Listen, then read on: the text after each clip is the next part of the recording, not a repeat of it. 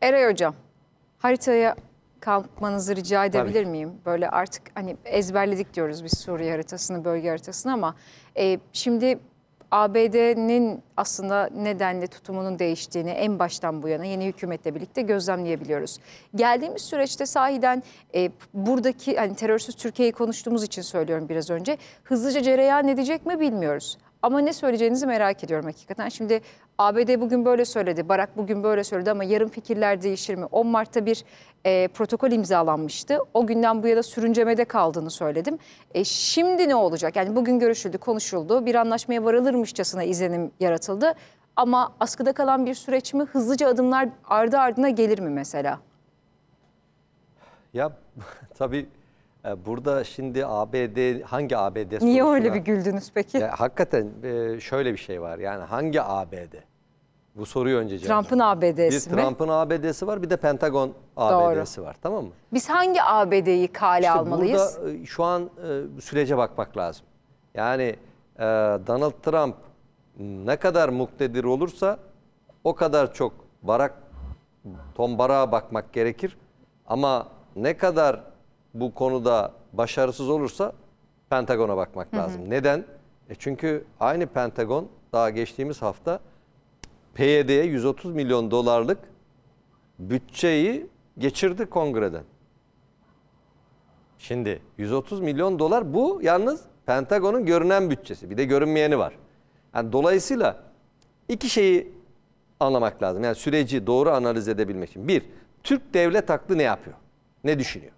Demin anlattım. Yani burada Türk devlet aklı adım adım Irak başta olmak üzere bu süreci buranın temizlenmesi. Çünkü beyin burası. Doğal ekolojik yaşam alanı terörünün burası. Buradan tamamen yok edilmesi. Bu durumda PYD ile PJAK'ın bağlantısı kopar. Doğru. Bakın bu çok ciddi bir stratejik hamledir. Çok doğrudur. Çok akıllıca bir hamledir. Ve bunu da Türkiye adım adım işletiyor. Bakın dikkat edin. Sayın MİT Başkanımızın özellikle son 2 haftadır ziyaretleri hep buralarda yoğunlaştı. Hep buralarda. Merkez Irak yönetimi, Kuzey Irak yönetimi, Hakkari, yine bizim dağlık yani Pençe Kilit bölgesi vesaire. Ya bu alanlarda yoğunlaştı. Çünkü ya bir güç var. Dünyanın en büyük terör örgütüdür PKK. Tabii ki. Bakın. Dünyada 3 tane büyük terör örgütü ortaya çıkmıştır. Üçü de bizim coğrafyamızda. PKK, işte PYD, YPG, PJAK vesaire. Yani bu KCK dedikleri çatı merkezdeki unsurlar yani PKK. İkincisi FETÖ. Üçüncüsü de DAEŞ. Bakın dünyanın en büyük terör örgütleri Türkiye'ye karşı burada üretilmiştir. Şimdi Türkiye bu en büyük silahlı terör örgütünü artık silah bırakma noktasına getirmiştir. Şimdi bu başarıyı bir kere göz ardı etmememiz lazım. Tamam onu konuştuk evet. Peki bugüne kadar neye rağmen yaptı bunu? ABD'ye rağmen yaptı. Batılı güçlere rağmen yaptı. Bunları destekleyen güçlere.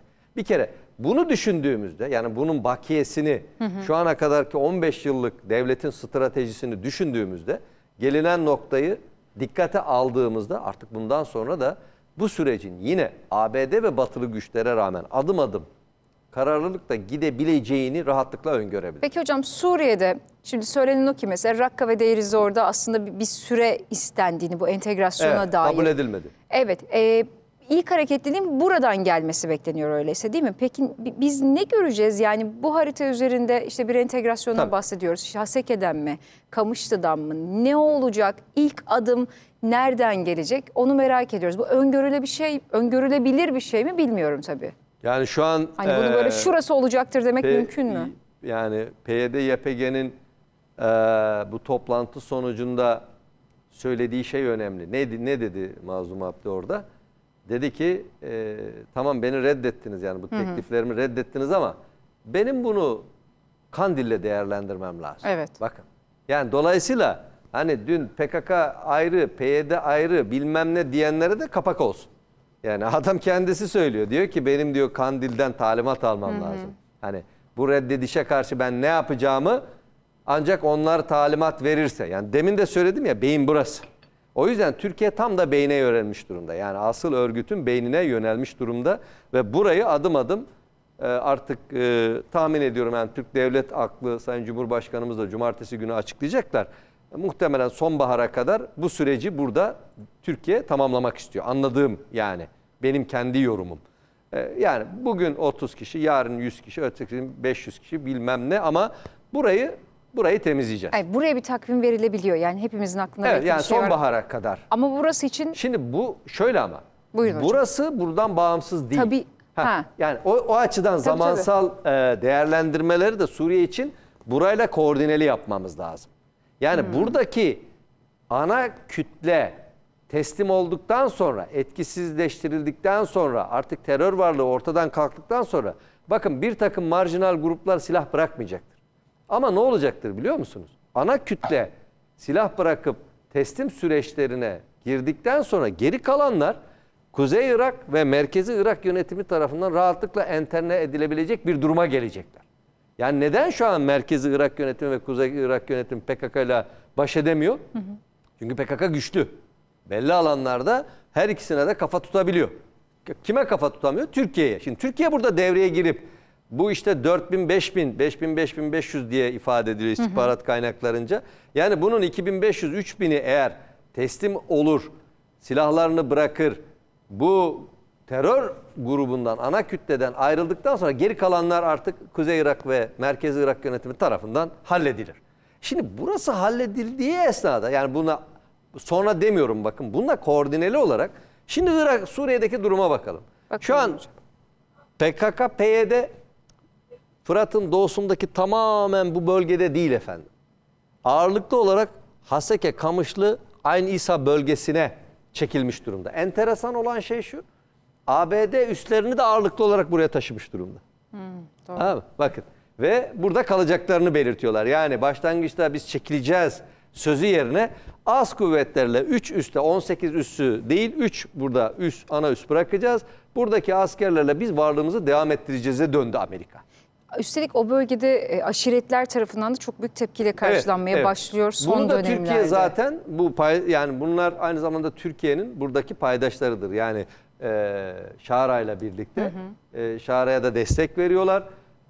Dolayısıyla bu süreçle birlikte bu Fırat'ın yani Irak'taki süreçle birlikte Fırat'ın doğusundaki PKK-PYD'nin alanı çok daha daralacak. Yani sonuçta tahmin ediyoruz ki şu bölgeye kalacaklar. Yani şu alana kalacaklar diye düşünüyoruz. Bir ihtimalde enerji kaynaklarının olduğu şu alandan toplanma ihtimalleri var ama şu an şu alanlardan büyük oranda yani güneydeki alanlardan kuzeye doğru çekildiklerine dair saha bilgileri var. Yani sonuçta PKK-PYD artık bu bölgeden şu bölgeye doğru bir alan kaybetmiş gibi görünüyor. Hal böyle olunca şuradaki temizlikle beraber ne olacak? Doğal olarak bu alandaki PKK-PYD'nin hem Şara güçleri hem de bölgedeki aşiretler tarafından çevrilmesi ve kuşatılması söz konusu. Yani şöyle düşünün, nihayetinde günün sonunda 3 ay sonra ya da belli bir süre sonra buradaki temizlik bitip şu alana sıkışmış PKK-PYD varlığı ABD'ye rağmen hayatını devam ettirebilir mi? Çok zor. Çok zor ama süreci tabii, uzatır, baltalar gibi. Yani onları yapabilir ama sonuçta hani şey yapamaz. Neydi onun ismi? Varlığını çok uzun vadede sürdüremez. Yani bu bir kere bunu da görmek lazım. Tabii bir de şunu da söylememiz lazım. Yani işte demin de söyledim ya hangi Amerika? Yani şu an ABD siyasi yönetimi yani Donald Trump ve hükümet Beyaz Saray Türkiye ile birlikte bir pozisyon almış görünüyor. Suriye'de hangi Amerika işliyor hocam? İkisi de işliyor. Bakın bir taraftan Tom Barak böyle diyor. Gidip işte Şara'nın yanında diyor ki artık öbür taraftan yardımlar sürüyor. Ama öteki tarafta diyor ki 130 milyon dolar bu PYD'ye ben bakın bu resmi bütçe bir de Pentagon'un görünmeyen gayri resmi bütçesi de var. Yani bizim tahminimiz geçmiş yıllarda... Ne kadar dediniz hocam son yardımı? Efendim 130 milyon dolar. Bu görünen bütçe. Yani geçmiş yıllarda bizim tahminimiz mesela 2024 yılında 2023 yılında buradaki PKK-PYD varlığına olan Pentagon desteğinin 1 milyar dolar civarında olduğu tahmin ediliyor. Şimdi tamam mı? Hani dolayısıyla burada ABD hem kendi içinde bir güç mücadelesi veriyor. Evet. Ama aynı zamanda sahada da Pentagon ve derin ABD ile Türkiye'nin de bir mücadelesi. Özellikle Fransa burada çok araya giriyor. Bakın o görüşmede Fransız temsilci de vardı. Şara'yla görüşmede Fransız temsilci de vardı. Onun ne dediğini bilemiyoruz. Ama sonuçta ABD bu noktada Türkiye ile birlikte hareket ediyor görüntüsü veriyor. Bu önemli bir siyaset. Neden? Çünkü neden ABD bunu yapsın ki? Değil mi? Türkiye'nin milli güç kapasitesi. Yani bakın şu an hep sorulan soru, İsrail ile Türkiye ya da İsrail İran'a saldırdığı gibi Türkiye'ye saldırabilir mi? Saldıramaz. Evet. Çok basit bir sebebi var. Şu an ateşkes var. İran'ın hava sahasını kim kontrol ediyor? İran kontrol etmiyor. İsrail ve ABD kontrol ediyor. ABD Peki kontrol Türkiye'nin hava ediyor. sahasını kim kontrol ediyor? Biz kontrol ediyoruz. Tabii ki. Yani biz onları görebiliyoruz. Onlar da bizi görüyor. Peki. Yani dolayısıyla burada hani askeri kural açısından eğer siz yani İsrail için söylüyorum. Siz Türkiye'nin hava sahasını kontrol edemiyorsanız kendi hava sahasınızda kontrol edemezsiniz demektir. Eğer bir çatışma ya da mücadele olursa hava sahası üstünlüğüne bağlı olarak da üstün olan karada da üstündür. Yani daha açık bir ifadeyle Hatay'la Tel Aviv arası 450 kilometredir kuş uçumu. Altay tankının menzili 500 kilometredir.